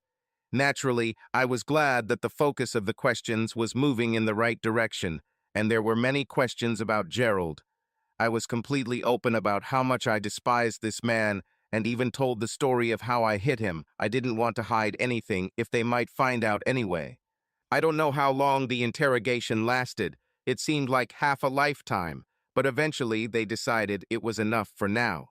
The light outside was starting to dim, and they asked me to come to the police station the next morning along with several other witnesses related to the case. As I rose unsteadily to my feet, Inspector Kelsey said, "One more thing, Mr. Davis." If I was expecting some insightful Columbo-style questions, I was disappointed. He asked the standard question that everyone who gets into skydiving is asked, and I gave him the same standard answer that most of us give. How can a rational person do what you do? Why are you getting off the plane when it's still in the air? Because the door is open, I said. The investigation took some time. As Mark told me, Detective Inspector Kelsey was an attentive and very thorough police officer who was never in a hurry. To begin with, a lot of suspicion fell on me and Samantha. This was because her parachute's data card looked like it had been repacked last week before she went home, and the signature on that process was mine. This was initially confirmed by Sammy's husband, who said I usually do it for her and that he hasn't had to touch it in weeks. His story was that Sammy and I were having an affair and that she started blackmailing me into divorcing Abby. According to him, she told him she wanted me more than anything in the world, and being the spoiled rich bitch that she is, she was determined to do whatever it took to get what she wanted. She, he said, told him all about it and even offered him a large financial reward for agreeing to the divorce. Naturally, being such a loving husband, his first thought was his wife. He tried to warn her that it was dangerous to get involved with people like me, people who grew up in the most difficult conditions. We are capable of anything, he told her, but she refused to listen because her whole life she could get what she wanted and manipulate people. It was a pathetic attempt to say the least, and as soon as the forensic experts confirmed that the handwriting on the data card was not mine, it was smashed to smithereens. With the focus on Gerald, he became increasingly desperate to get out of what he had done. When he was accused of attempting to murder his wife to secure his future wealth, he vehemently denied it. He also completely denied Samantha's story about emails to a mystery woman who was helping him hatch a plan to kill her, and when they seized his laptop for examination, they found it was new and barely used. Of course, he said it just needed an update, so he cleaned up the old one and donated it to a charity that helps older people learn to use computers. This indeed turned out to be true, but by the time the laptop was found by its new owner, it already had a new hard drive, and it was completely useless as evidence. Again, given that the case against him was largely circumstantial, he again tried to blame Samantha. He admitted he had a few short-term affairs, but he said it was because she wasn't interested in sex with him after the first few weeks of their marriage, mostly because she was probably getting everything she needed from me. The idea of a mysterious woman offering all sorts of unlimited sexual pleasures, the kind Samantha said were in the emails, was absurd. He had never thought about doing any of these things, and in fact, he found it quite disgusting. The investigation seemed to stall, even though it was now clear that the parachute had been rigged to fail and that someone had deliberately tried to take Samantha's life. But I admired the way the police patiently went about their business, carefully checking everything again and again, calling each of us in for questioning when something new appeared, but there was little sign of real progress. By then, of course, I was living alone. I arrived home that night after the accident to find Abby drinking heavily. As soon as I walked in, she threw her arms around my neck, telling me how glad she was that I was okay. Apparently, the news on the local radio station was about a fatal accident at the parachute club, but they didn't say who died. It's probably worth mentioning that the fall killed Joe instantly. Unfortunately, when the St. John men got to the scene, they thought they saw some movement. Whether it was simply the body moving into its final position or gases escaping is impossible to say, but two of them saw it and one of them attempted CPR. The rule now states that once CPR is started, it must be continued until the doctor confirms the patient is dead, and the official verdict will then be that he was dead on arrival at the hospital. So while the radio news may have gotten a little ahead of the curve, they were right. Either way, Abby didn't know who the victim might be at that moment, and that was the first question she asked. I replied, shaking my head as I headed to the bathroom, and told her to come back to the living room and pour me a drink. I also told her that I would come out in a little while and tell her everything she needed to know. When I returned to her 10 minutes later, she was engrossed in the news on the television, which was showing a short clip filmed on a mobile phone of Joe falling to his death. From that distance, of course, it was impossible to tell who it was, or even whether it was a man or a woman, so it was only natural that she would say, "It's Samantha's parachute," because Sammy's parachute was unique and very distinctive. "Yes, it was him," I growled, and she turned her head towards me as I stepped forward and picked up a glass of Tullamore Dew 12-year-old Irish whiskey. "Oh my God, sorry, Robbie. I didn't like her. But she didn't use it," I said coldly, and she looked at me. "Then, who was it?" she asked, and I could see the glass of vodka and cola shaking in her hand as I continued. "That was someone who has been inside you more times than I have." "What? What do you mean?" she muttered. "It was Joe Carpenter," I said slowly, and watched as her face began to scrunch, and then tears began to stream down her cheeks. Eventually, she was able to look away and muttered that he was a good guy, and that it was all a long time ago. "I don't think a couple months is that long ago, Abby," I answered quietly and saw her wince, but still tried to wiggle out of the lie. "I don't know what you're talking about," she tried. "I dated him when we worked at the factory. It was never anything serious." And then, as she always did when she felt backed into a corner, she tried to attack. "Anyway, the man just died, for God's sake.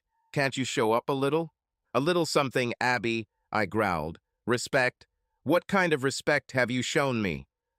"I don't know what you—" "Stop that," I shouted, and she suddenly fell silent, finally realizing how angry I was. "You slept with him, and several others at the factory, before you hooked me, so don't bother lying. It's too late for that. I learned all about it.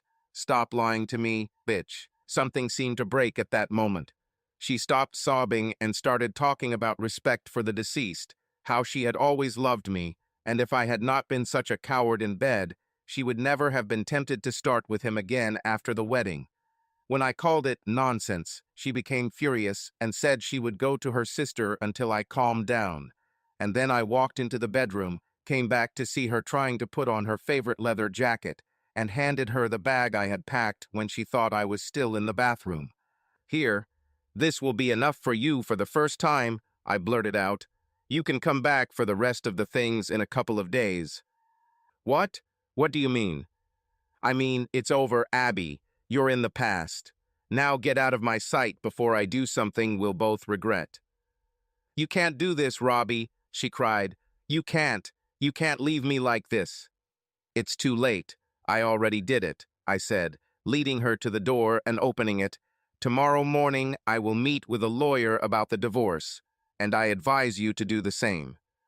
For several days she begged and asked me to return her, and then, realizing that this would not happen, she began to threaten that she would clean me completely. I controlled myself and simply sent her to my lawyer. He had already told me that since the apartment was mine before our marriage, she would have no claim on it, and since we had no children and she was employed, it was unlikely that I would be ordered to pay her much, if anything at all.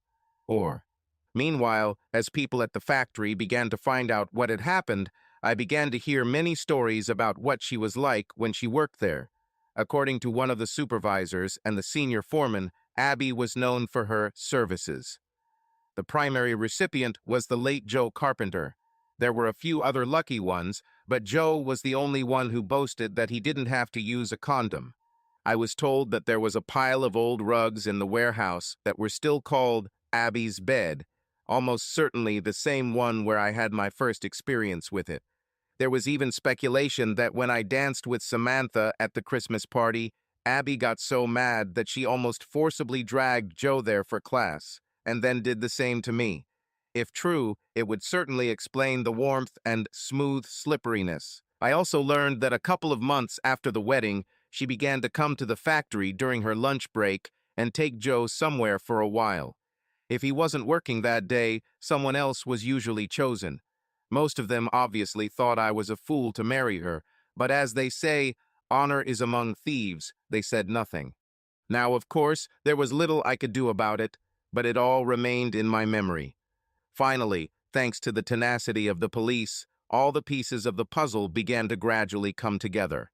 They finally came to ask if they could look at all the computers we had at home, and without hesitation, I handed them 2 identical laptops that I had bought for us. Honestly, I was a little surprised they didn't do this sooner. Their inspection took about 10 days, and then the shit really hit the fan.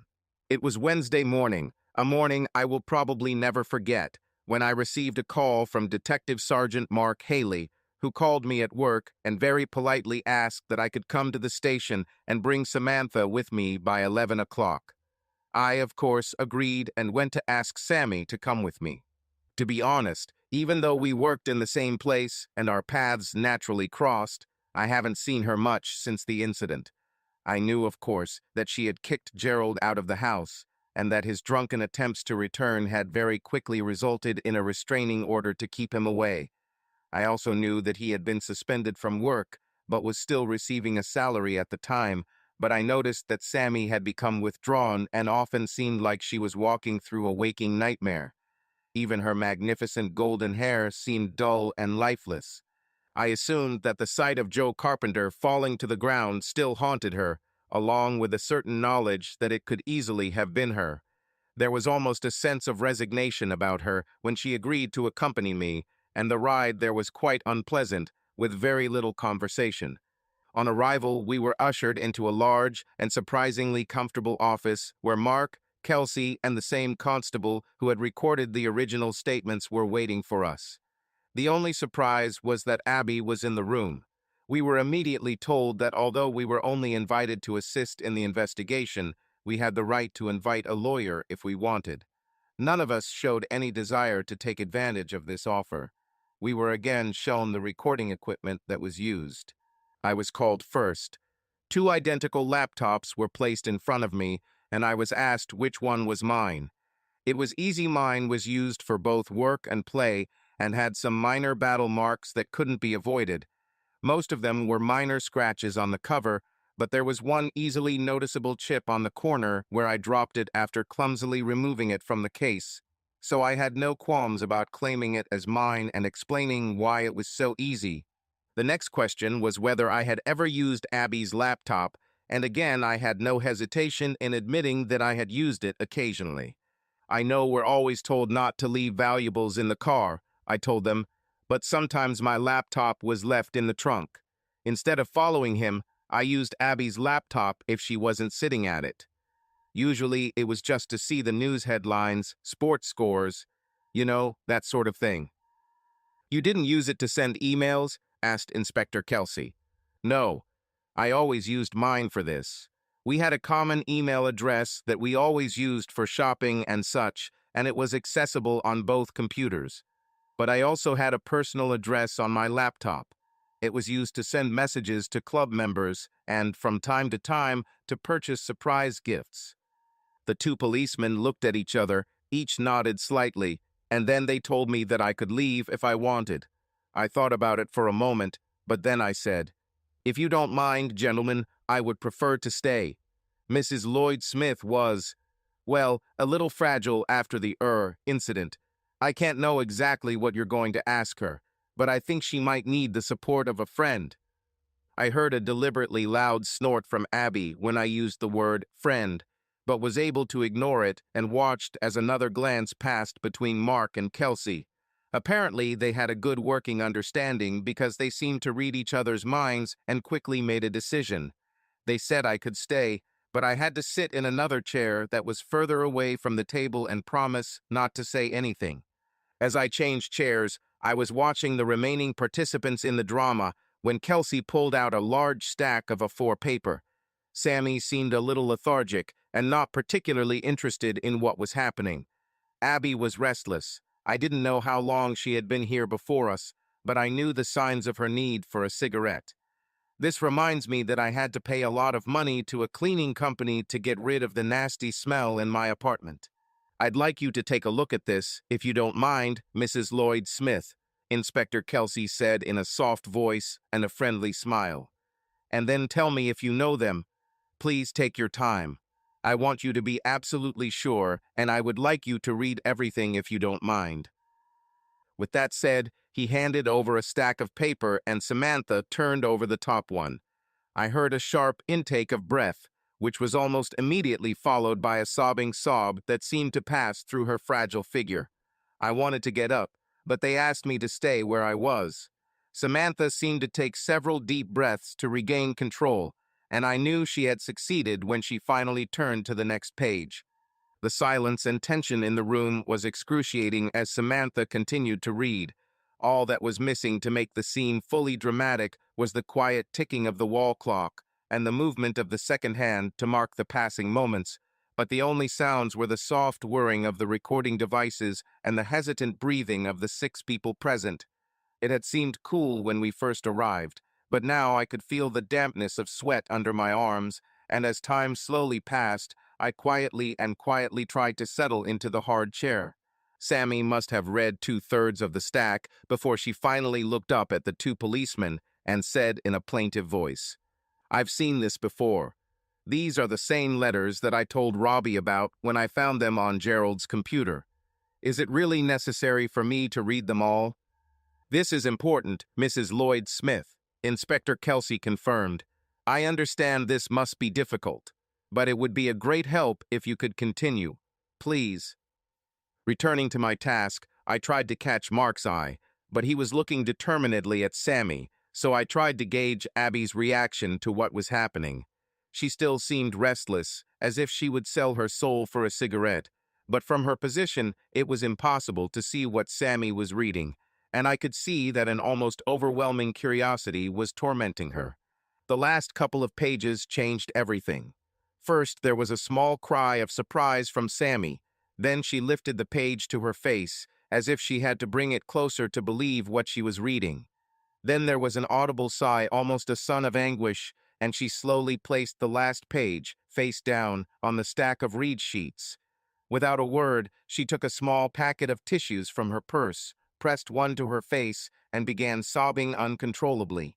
"Look, what the hell is going on here?" Abby demanded loudly. "What's on these papers? And why am I here?" "We'll be with you in a minute," Kelsey replied smoothly, but Abby wasn't having it. "No, that's not enough," she screamed. "I'm sitting here while you make her read some nonsense on these papers, and I'm being ignored, just because his bitch." She nodded in my direction. "Is rich, you two treat her like a damn princess, and I'm sitting here having no idea what."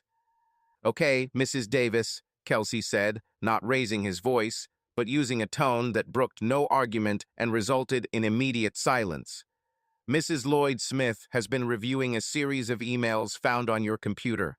These are the very letters in which Mr. Smith and you planned not only an affair, but also the cold-blooded and brutal murder of his wife. The impression I had was as if a goldfish had been taken out of its bowl and placed on the carpet. Abby's mouth opened and closed, but there was no sound. Her arms waved helplessly at her sides, and I saw her legs begin to tremble. Finally, coughing and choking, she was able to say, "It's not true. This is a mistake. That's funny." And then, as I went to console a sobbing Samantha, she stared at me and said, "Tell them, Robbie, I wouldn't do that. You know you wouldn't. I don't even like that vile bastard. Tell them. And when I ignored her and gently put my arm around Sammy's shoulder, she almost screamed, I'm not going to stay here to be accused of something like that. I want to go home. I'm leaving. And she turned towards the door, only to find the detective constable already standing before her. She turned back to face Mark and Kelsey, and as she did so, the inspector said, Very well. More charges may follow, but for now, Abigail Ruth Davis, I will arrest you for the attempted murder of Samantha Lloyd Smith. You don't have to say anything. And that's when my wife fainted. If I was fast enough, I could catch her before she hit the ground. At the same time, I reasoned that it was a much easier hit than the one she intended for Sammy, so I only made a half-hearted attempt that was never successful. Though the mills of God grind slowly, but they grind extremely finely. The words from Longfellow's poem came to mind many times over the following months, especially when I was in the company of detectives investigating the death of Joseph Carpenter. There seemed to be no rush to get the case to trial, but to be fair, it was an extremely complex case that likely required a lot of expert opinions to even make the case for it to be classified as a murder. During this time, I managed to convince Samantha to take a vacation, and when she returned from it, she looked a little rested. At the same time, her enthusiasm for the day-to-day running of the business had clearly diminished, and she left most of the work to me, Freddie Watson, the head salesman, and Millicent Ferguson, who was her personal assistant and had done the same work for her father for many years. Both of them have now been promoted to the board of directors. When, a few weeks later, Gerald Smith finally broke down and admitted his role in the case, it seemed like it was only a matter of time before Abby did the same, and it would all be over, but she remained absolutely steadfast in denying any involvement in it. I thought it would just be a formality, that once he admitted everything, they could easily convict her. But gradually I learned that it was Mark who was holding things back because he wasn't entirely sure of her role in this. He admitted this to me when we met informally at a club one Saturday night, quietly drinking together. Not that he discussed it in detail, he simply managed to convey his doubts without going into details. Naturally, I wanted to tell him that Abby was a master liar and that I had experienced this myself. The way she managed to hide her extracurricular activities and the extent of them was remarkable, and even with hindsight, I don't think there were obvious clues that I missed at the time. However, I was smart enough to remain silent on the subject, and I learned enough to know that she still categorically denied absolutely any knowledge of these incriminating letters or even any contact with Gerald Smith. The club itself was in the process of closing. His heart was ripped out of him by Joe's death. His membership dwindled, as did the team weekends with AF courses that provided so much important income. Even the cost of chartering an aircraft became a heavy burden, especially when the normal 3 flights per hour with up to 10 jumpers dropped to 1 per hour with an average of 3 jumps. Some of us, including myself, who were there that day continued to walk up the long, wide outside steps, but I think most did it to prove to themselves that they had not lost their nerve. For example, Samantha took 1 jump and then announced that it would be her last. Mark did the same, and I've done 3 since then. There was another club almost 50 miles away that was in the process of purchasing parachute equipment, and the lease for the clubhouse and other facilities was being negotiated with a small flying club. I was upset about it, but the publicity we received meant it was probably inevitable. Everything about the court was intimidating, from the antique and grand interiors of the courtroom to the wigged barristers and their assistants who never seemed in a hurry to go about their business. The prosecution walked me slowly through all the events of that fatal day, and it was easy. Then they moved on to the topic of the relationship between me and my wife, which was difficult. The first time I was shown some of the papers Samantha had to read, it wasn't hard to see why she was upset. The first ones were nothing more than flirting, internet chatting, something I imagine a lot of people do to get aroused. At first, of course, they were anonymous Mistress Hot and Wet talking to Bull G. These were conversations about sexual adventures they wanted to experience, but were denied by reluctant partners who soon became much more open. I was asked if I was aware of my wife's desire to try any of these things, as she mentioned that she couldn't convince her husband to do them, and I had to admit that it was almost exactly what she was trying to get me to do. Somewhere along the way, they revealed their true identities to each other. Gerald admitted that because of his feelings for me, he would be even more willing to enjoy games with her, but she backed down, saying that any such relationship, if discovered, would mean the immediate end of her marriage and, more importantly, the lifestyle I provided for her. She insisted on keeping it at the chat level and nothing more for quite some time. At the same time, the details of their mutual desires became increasingly explicit and what could be described as more harsh. The desire for a hardcore experience, for example, was very noticeable from both, and in response to a photo she sent in a leather corset, high boots, one that she apparently made herself, it seemed that he was almost drooling, judging by his response. The whole story was very painful, but it got worse when they began planning how to get rid of their partners so that they could be free to pursue their desires. The initial part of it was cautious, to say the least. Neither of them wanted to lose the life at the expense of another that they had, and it wasn't until Abby suggested that some kind of accident would solve their problem that things took a much more serious turn. Although neither of them ever specified what form the accident would be, it was pretty clear that they were talking about a fatality. At the end of the correspondence, there was a message from Abby in which she said that she did not want to be left drained if she succeeded, and that he suddenly found himself the owner of a fortune. There were requirements for insurance, something that both would sign up for so that they would be bound to each other if successful. This guarantee was apparently given and received, although no trace of it was ever found, and on the eve of the accident, Gerald sent a message that the next day would be perfect and that she should stay away and be, apparently, in another place. The last from her was on the day itself, when she reminded him that they had to stay away from each other for at least 6 months until things calmed down. Fortunately, there were comfort breaks during the trial, and I was then questioned by the defense. They wasted their time on me, though. I stuck firmly to what I knew for sure and did not deviate one iota. I'm sure my regret that the woman I loved turned out to be so evil was quite obvious, as was my obvious feeling of pain, but I was eventually able to leave the battlefield unharmed. Over the next few days, I was in court to see much of the prosecution's case. The manner in which the letters were discovered, carefully hidden on Abby's computer, errors in her writing and lack of capitalization that matched her habits, the times at which the messages were sent which, in each case, coincided with the times when she was at home, plus attached photographs of herself often in extremely obscene poses and similar, sent to her by Gerald. It was all quite judgmental, but what was worse for her was Gerald Smith's statement admitting the whole story. From their attitude, I thought the defense lawyers were disappointed that she simply didn't confess, perhaps claiming mental illness and getting a reduced sentence, but she categorically denied everything, and they were left to try their best to rebut the mass of clear evidence. She even, at her insistence, testified herself and simply denied any knowledge of the letters, any knowledge of the attempt to kill Samantha, or any contact with Gerald Smith. Although the prosecution had fun with her, she remained steadfast, insisting that someone else must be responsible, even trying to bring up Gerald's original story that Sammy was blackmailing me, although he later admitted it was a fabrication.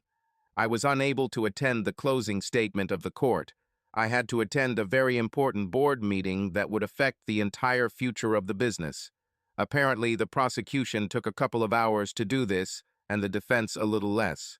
So I was not in court when the jury returned later that day with a unanimous verdict of guilty. Under English law, life imprisonment is mandatory for murder, and when committed in anticipation of the benefit of death, this automatically carries a starting point of 30 years. I believe that Abby fainted when the sentence was given, and that, a few days later, she became hysterical when the punishment was given, but I was not in court to see either. I had already told her that she was history for me, and now there could be no doubt about it. It was a stunningly beautiful day.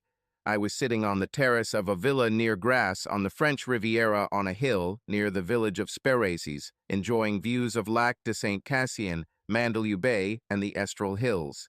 I ate a light lunch and relaxed afterwards with a cool glass of beer, enjoying the company of a man I hadn't seen in almost 8 years. Mark Haley was now Detective Chief Inspector at Cheshire Police. He had gained a little weight since I last saw him, but he still looked healthy and fit, and the gray in his hair didn't detract from his appearance. He was in Marseille investigating a connection to the drug trade, he told me, and knowing that I lived in the area, he decided to find me. He actually found my number in the book and called, offering to have a beer together at the bar, but I invited him to dinner with my family, and it was nice to catch up on what was going on at home. Now my wife chose to go take care of the kids, leaving us free to talk. They're great kids, he told me, referring to 4-year-old James Griffin Davis and his 2-year-old sister Claire. And he was right. They were beautiful, and I adored them to the point of madness. Don't you miss home? This is home now, Mark, I told him sincerely. We sometimes go there to spend a couple of days with relatives, but I don't think we'll ever be able to live there again. Too many bad memories, not enough sun, and we both smiled and took a sip of our drinks.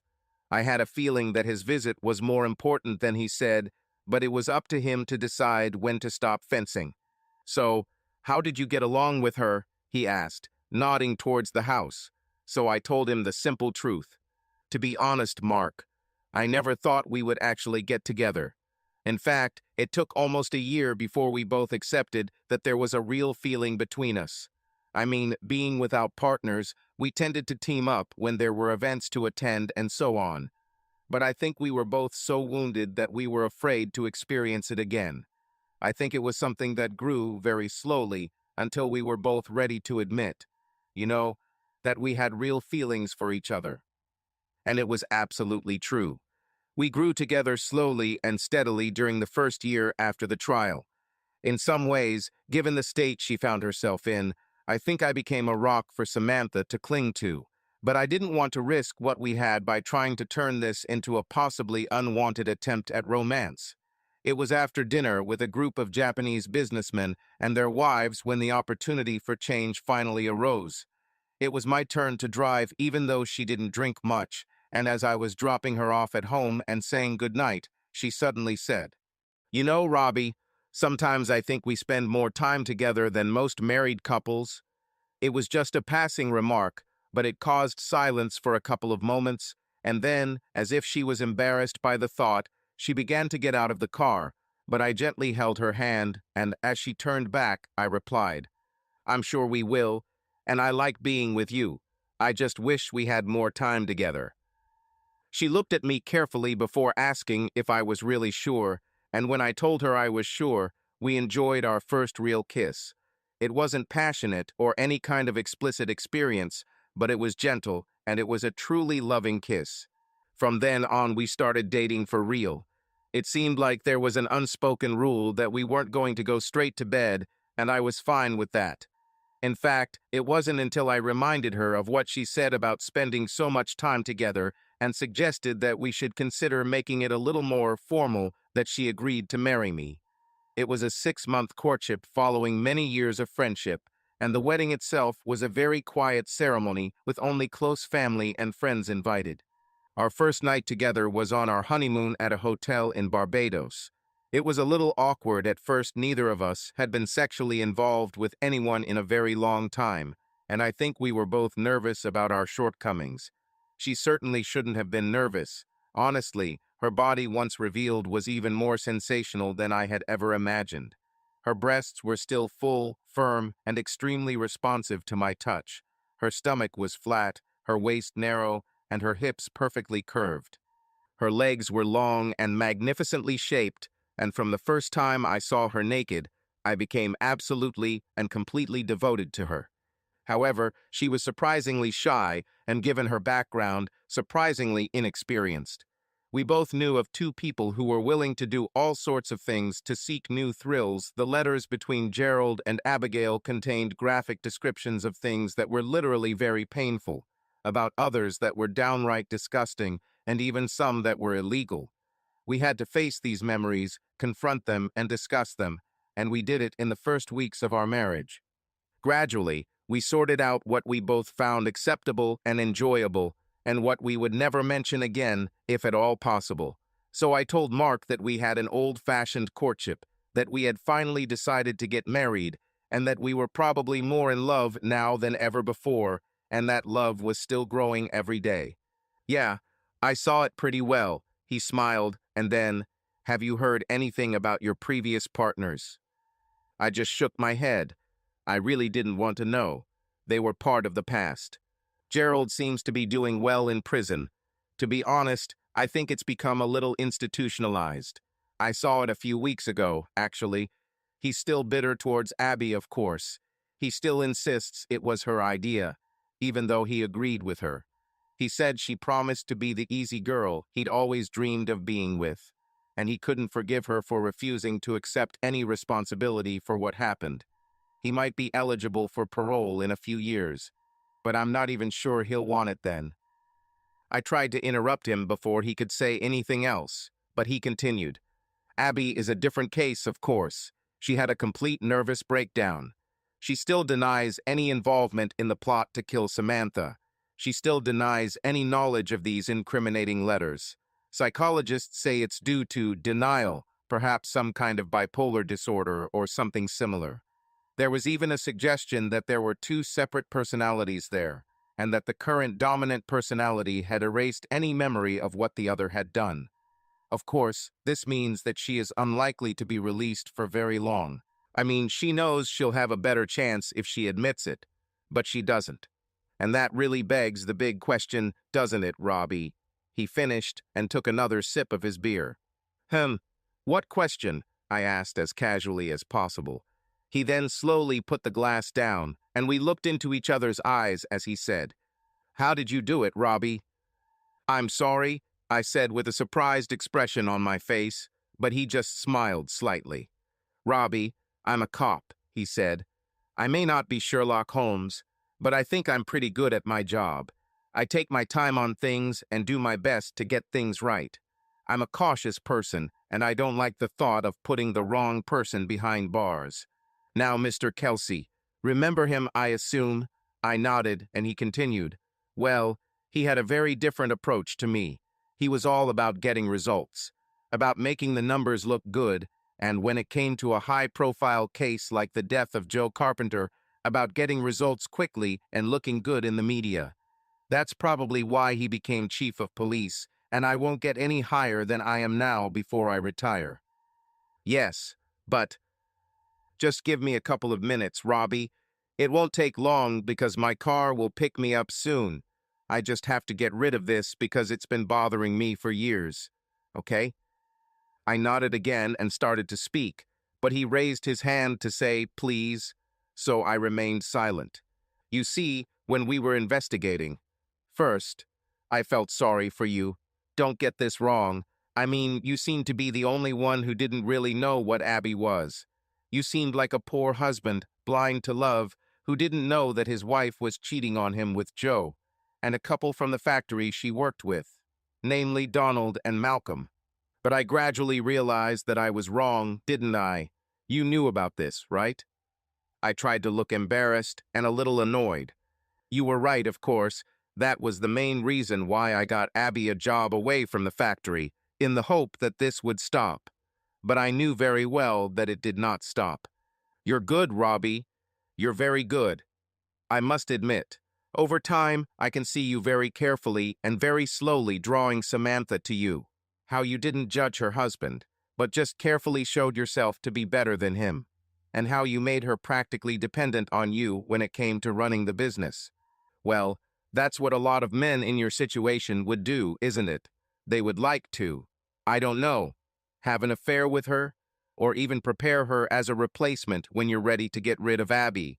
This might be distasteful in some people's eyes, but I think it would be understandable. But that wasn't enough for you, was it? You come from a working-class family like me, and you had a lot of resentment inside. You have escaped your roots. You became successful and wealthy, but you lost all possible respect because of the way Abby and her lovers behaved. And most of your resentment was directed at Gerald Smith, wasn't it? He paused, waiting for me to say something, but I just kept a straight face and asked him to continue. It was his story. Oh, don't worry, Robbie. I know that if I tried to prove all this, I would most likely end up in the same institution as your ex. I only do this for my own satisfaction. You see, the problem is that there was never any doubt that Gerald had actually set up a parachute to kill the beautiful Samantha. I'm sure the idea of getting all that money was so appealing to him that it seemed worth the risk. So I have no problem sending him to jail. No. No. What really bothered me, Robbie, was how he was convinced to do this. I couldn't fully understand what exactly didn't add up, but I knew something was wrong. That's why I did everything I could to delay the investigation. But Kelsey wouldn't stand for it, of course. He saw his next promotion as a successful completion of the case, and to be honest, as soon as he realized that I was stalling, I was dismissed rather rudely. It was only later, long after, when I learned that Abby still denied any knowledge of these letters, that I began to wonder if she had actually sent them. And that gave me another thought. Knowing what we know about Abby, I realized that she would have gone through with this kind of romance with Gerald if she really wanted it. You see, what I realized was that, for all their dirt and all their passion, they had to be put together by someone with a very cold and calculating mind. And that's not exactly how I would describe Abby. And you? You were never married to her, I replied, still keeping a straight face, and he smiled. That's true, but let me give you the alternative scenario that everyone believed. Let's imagine, for example, that you thought everything through, very carefully, of course, because you are always thorough, and came up with a plan that would destroy both Gerald and Abby, would lead you to the woman you really wanted to be with, and, well, I don't know if it was luck or not, would get rid of the person who cuckolded you. Let's imagine that you, hypothetically, opened an email account on your wife's computer, one that she would never have found because she wasn't particularly computer literate, and assumed her identity to start contacting Gerald. Let's imagine that you slipped her sleeping pills when you wanted to do this. Let's imagine that you used her own strange sexual desires and exaggerated them, knowing that they would appeal to someone like Gerald. Let's just imagine that you could imitate her style, even her mistakes, to make it look like she came up with a plan and found some other way to convey it to him. I admit, I don't know how you did it, but let's assume you did, and let's imagine how pleased you were when he completely fell for it. Of course, the other thing I can't know is how you were able to arrange for Joe to wear the broken parachute, or even whether that was actually part of the plan and not just a bonus. But I'm sure you were delighted when I saw him board the plane with Samantha's parachute. You were cold-blooded enough, or filled with hatred, to sit and watch him fall from the sky. This is something I don't think I'll ever be able to understand, Robbie. And then you maintain your calm under interrogation. Enough to be convincing, mind you, knowing that the spotlight would soon be taken off of you and onto Gerald. I was reviewing my notes after the trial and noticed that you were the only person that day who didn't ask us if we knew how Joe was. At the time, I thought it was because you were experienced enough to know he didn't survive. But now I realize it was because you were glad he was dead. If I'm right, and I know I can never prove it, you must be the cruelest, most calculating, cold-blooded bastard I've ever known. And that's saying something, given my many years of service, believe me. He fell silent after that, but his eyes never left mine, so I said, Abby is a very sick woman, Mark. You've created a whole new scenario out of the simple fact that she refuses to admit what she did. The truth is that she plotted to destroy a wonderful man, in cold blood and for her own satisfaction and enrichment, and she can't accept that her scheming led to the death of someone she probably loved more than she realized. You make a good story, Mark, but I think it's more likely that it was an overactive fantasy that was holding you back rather than anything else. I don't know what else to say, except that I would appreciate it if you didn't come here again. As I finished speaking, a Renault Megane appeared in the driveway and stopped under the terrace. We went down to her, and before he got into the back seat, he turned around and said, You've probably gotten away with it, Robbie. I don't think you'll ever have to answer for what you did, unless there's some higher power waiting for you.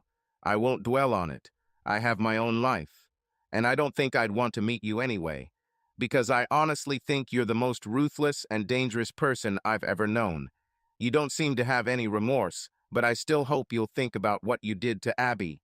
Maybe remember how you once felt about her. She's been punished enough, don't you think?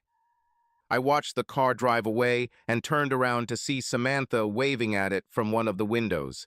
Returning to my beer, I gingerly drained it and thought about what he had said. He was right about many things, but he was very wrong if he thought she was punished enough. The only good thing about Joe's death was that Samantha decided to talk to me instead of me using a prepared excuse to stop her from boarding the plane to jump. I knew for sure that Joe and Donald would come and take our parachutes. They had a reputation for saving money this way rather than paying rent, and I didn't really care which one of them took Samantha's parachute. I also knew that things weren't going well for Donald and Malcolm lately. After we sold the business to a Japanese company, they didn't like the new regime, and neither did several others. They were identified as instigators of trouble and, despite quite a long experience, were thrown out the door without ceremony. Am I dangerous? I'm just an accountant, right? Samantha and I used some of the money to buy the villa we now live in and have enough left over to live in reasonable style and comfort just on interest. Habits die hard, so I was still working from home, handling the financial affairs of some of our wealthy neighbors. As I stood up, Samantha appeared at the door and hurried towards me. She still looked slim enough that it was difficult to notice that she was carrying our third child. "Mark left?" she asked. "Yes, back to dear old England," I chuckled. He can stay there," she said with a fake shudder, and then added, "Anyway, the kids sleep during the day, and I thought, I raised my eyebrows and waited until she laughed and said, "It's no use forcing me to ask. You scoundrel, I'm going to take a nap for an hour." She then reached over, gave me a very sensual kiss on the lips, and walked back to the door with such grace. By the time I walked inside and closed the door behind me, I had already forgotten about Mark Haley and everything else that had happened in the past. Subscribe to our channel so that your love doesn't cheat on you, and go ahead and listen to the next story, because this story is nothing compared to the next one. If you're under 18, don't even think. Click to the next one. Click to the next one. Click to the next one. Click to the next one. Click to the next one.